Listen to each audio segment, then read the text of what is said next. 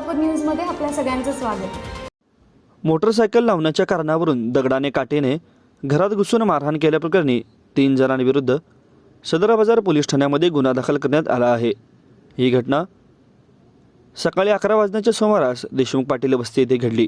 या प्रकरणी महेश सुतार वय वर्ष 31 राहणार देशमुख पाटील वस्ती यांनी फौजदार चौडी पोलीस ठाण्यामध्ये फिर्याद दाखल केली आहे।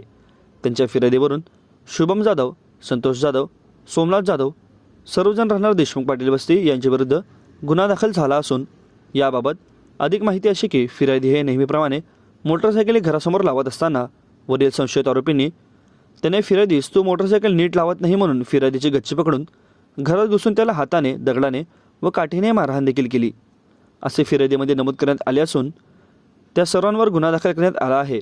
तर या घटनेचा पुढील तपास पोलीस नाईक मोलानी हे करीत आहेत।